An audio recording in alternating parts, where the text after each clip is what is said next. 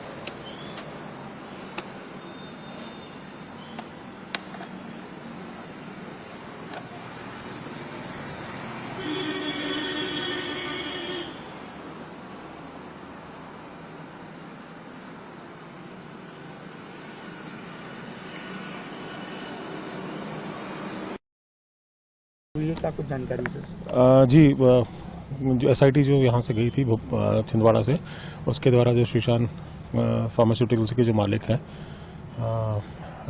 रंगराजन, उनको जो है लेट नाइट उनको जो है राउंड अप किया गया और उनकी अरेस्टिंग की गई है। सर अभी क्या चेन्नई कोर्ट में पेश किया जाएगा, उसके बाद छिंदवाड़ा कब तक लाने? हाँ जी, अब जो प्रक्रिया है उसके आगे के उनका मेडिकल और बाकी की जो कार्रवाई है वो चेन्नई से करके उनको फिर यहाँ लाया जाएगा।